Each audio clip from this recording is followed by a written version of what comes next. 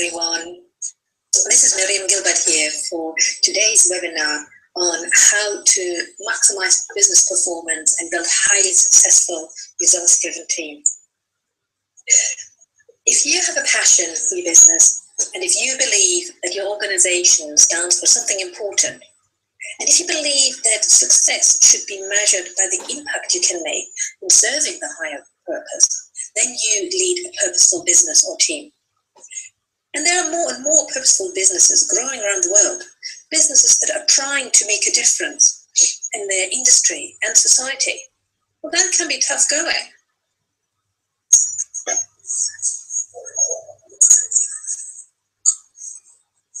Because as a purposeful business, you're trying to balance achieving commercial success and fulfilling a greater purpose, such as really making your customers' lives better, or being a great place for your employees to work, doing the right thing for the community where you're based and society as a whole. I'm sure you sometimes feel torn, because it is a tough gig, doing it both, and it goes against some of the things that people will tell you, that you should maximize profits at all costs. So if you're left wondering if there really is a way of doing it both, being a purposeful business and commercially successful, then this webinar is for you. It's for you if you're a busy business director or manager of a large team or department who wants to do things differently. It's particularly for you if you worry that your team is not performing the way they should. Maybe they're missing the targets, or maybe your star players are leaving. And if you have tried to increase performance in the past in various ways, didn't have much success with it, or if you simply think it's time to step up to a higher level, then this webinar is for you.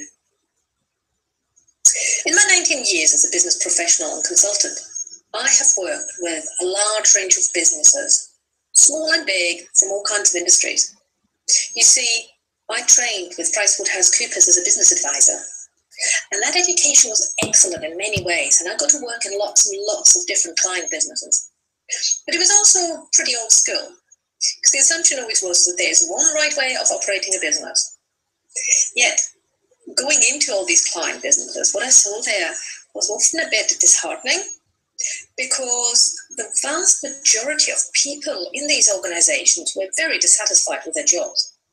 They only lived for the weekend. They were really unhappy while at work, even when these were pretty good jobs. So I remember particularly one very bright and experienced lady at a client where I worked for 3 years. Now, this lady, she complained about her job every day I saw her. Every day. For 3 years. And then my assignment finished. Yet, she wasn't a particularly negative person, and she also wasn't the exception. In fact, those attitudes are so common that studies of the last 30 years show that on average 70 to 80% of employees are disengaged at work. These are studies of thousands of organizations across the globe. Researchers, analysts, consultants like Gallup, McKinsey, Dow, Watson, Gensler, they all keep finding the same thing year after year. The majority of employees are not interested in what they do. And that leads to another thing that I noticed as I worked at these various client organizations. What I noticed was that the actual performance, the outputs in these businesses wasn't that great, even though people often work really long hours. So all in all, it always appeared to me like a huge waste of human potential. Yet at the same time, because I was told that there's one right way to operate a business, I felt a bit naive and maybe even not professional, thinking there should be a better way. That was until one day when I got a new client, a small software startup. Now, those were the days of the late 1990s .com boom, and that business had grown from 4 people to over 80 people in a really short time. But what struck me was not just their success, but the atmosphere in their offices, because these people worked hard, they worked long hours, and they had to deal with a lot of stress and uncertainty all the time. Yet, it was the funnest place to be. People seemed to be genuinely enjoying their work. It felt like magic. They worked like magic too, given their impressive growth rate and bottom line results. And what was really interesting is that they seem to have thrown away the rule book of business. They were managing themselves in really different ways. Flat organization, straightforward reporting lines. And yet, while many argue that this type of management approach only works in a particular industry, I got curious and I got determined to find ways to apply the magic of that approach to other clients and to other teams. So over time, I started to build a framework, putting things together, the framework of insights, tools, techniques that proved successful in the field. And I started seeing some unusual results too. And I started to get positive feedback from very unexpected sources because I managed to create improvements that far exceeded the initial expectations. And another really exciting thing, that was that we managed to make change less painful. We didn't need to resort to major, disruptive, and expensive programs. We just did it. So I'm really excited to be sharing these experiences and practical tools with you today, because my passion is to help and reassure you as a purposeful business leader that yes, it is possible to create remarkable commercial success and serve your business purpose. You don't have to choose between business survival and being a mindful, purposeful, happy business. This call is going to show you the foundational insights and processes for creating high-performing teams and businesses that deliver the kind of results you want while pursuing the business's purpose. And that means higher productivity, more revenue, achieving targets, and it also means happier places to work, more fulfilling work itself, and more purposeful organizations. So let me briefly cover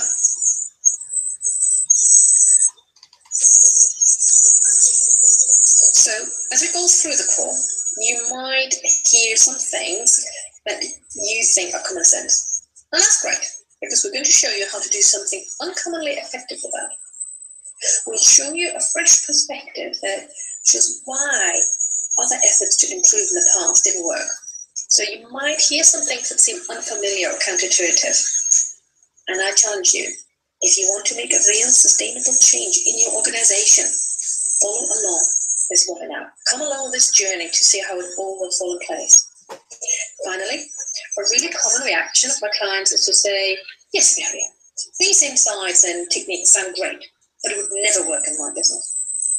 So if you find yourself thinking this at any point, I want you to write it down, the exact bit that you think would work, because I'd love to show you later how other businesses in the same situation as you have successfully applied these insights and tools and created fantastic results.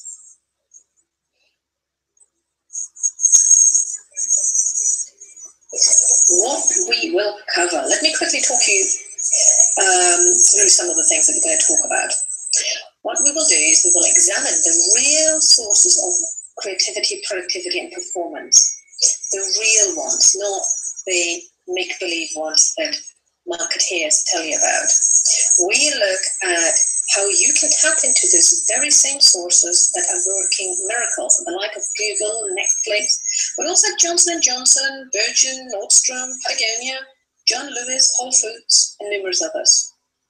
We will also look at what common business practices, most practices used by organizations around the world, actually undermine top performance and how you can do things differently. We'll then investigate the secret forces that pull against your efforts to improve performance and how you can overcome them. And at the end, I will share with you an opportunity how you can explore your very specific situation in more detail and get great clarity around what to do next. So, how to give your business the best chance for success?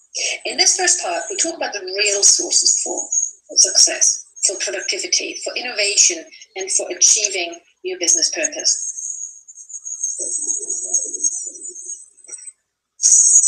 Now, the Standard & Poor's Index of Companies is reserved for the most successful organizations only. You have to meet all sorts of metrics to actually be included. Getting into the Standard & Poor's 500 index is really no easy feat.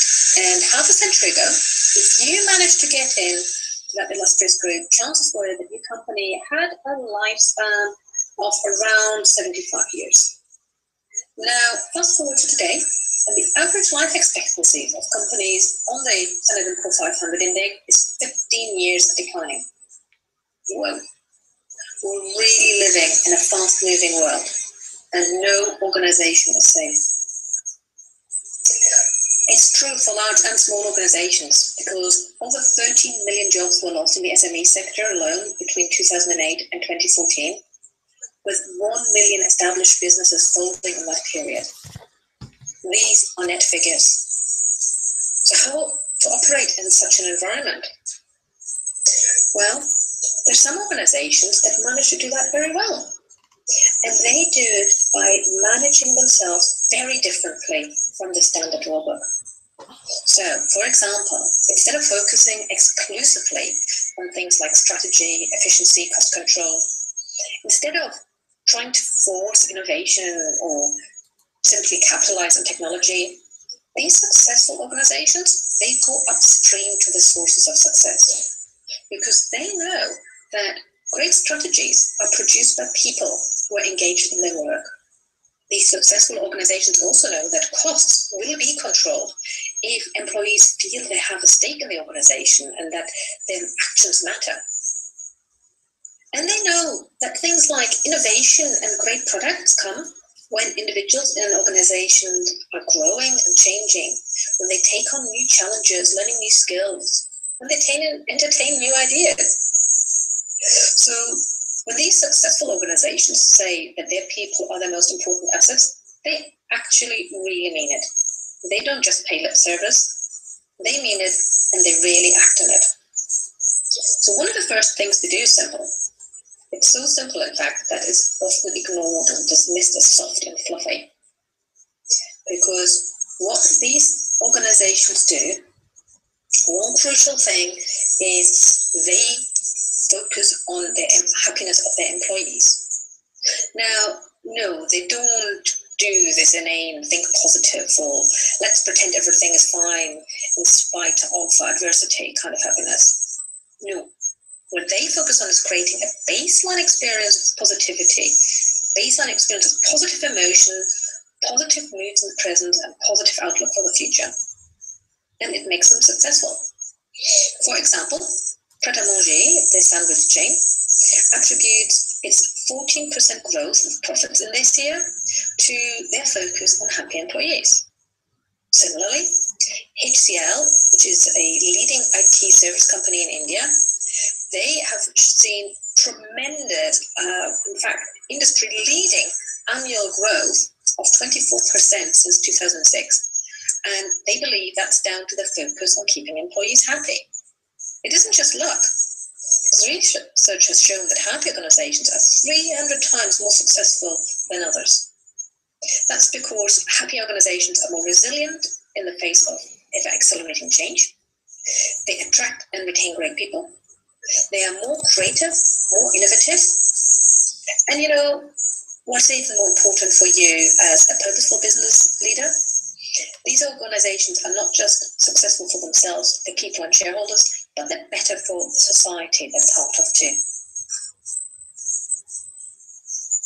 Now, this flies into the face of conventional wisdom because surely happiness follows success. You know, are these places so happy because they're successful? We all know that the more successful you are, the happier you become, right? And some people might even say happiness has no place in business anyway. It's work after all, not pleasure.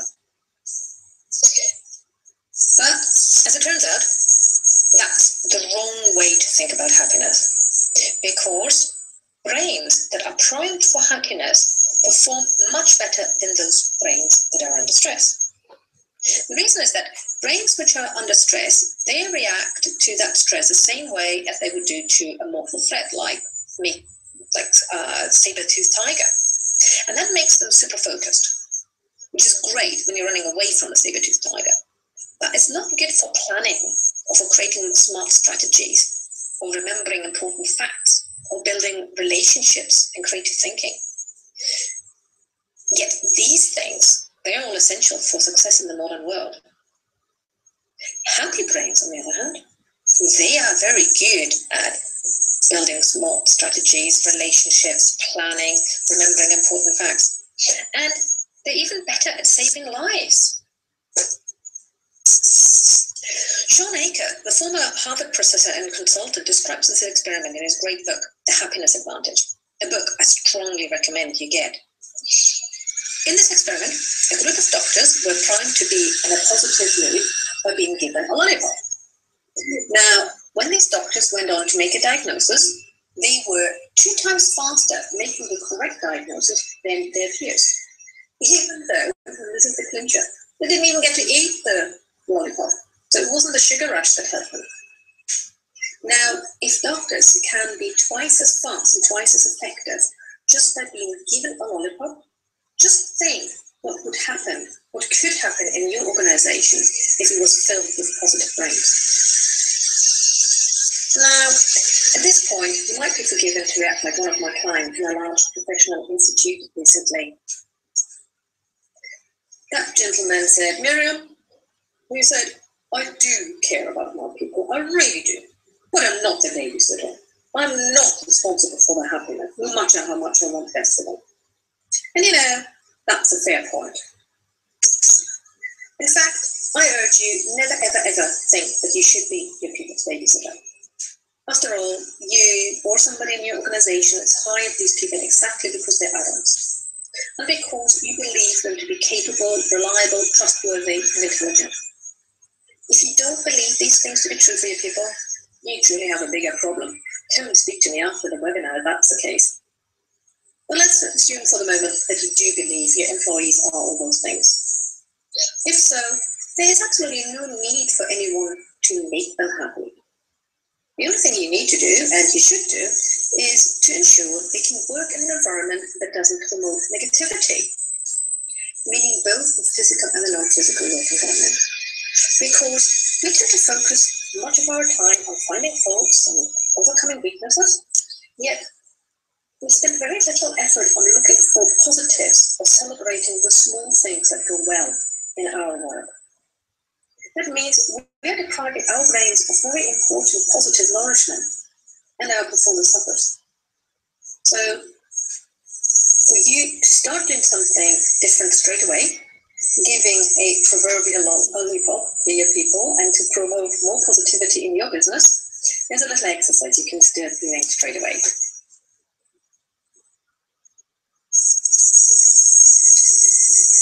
The simplest way you can promote happiness in your organization is to adopt a regular happiness routines. For example, Onvision, the Japanese telecom company, holds daily team meetings where members share something positive or something new. That can be either from their work life or their personal life. Doesn't matter, as long as it primes everyone's brain in a positive mood. So we talked about that happiness plays a critical role in making an organization super successful. And let me repeat,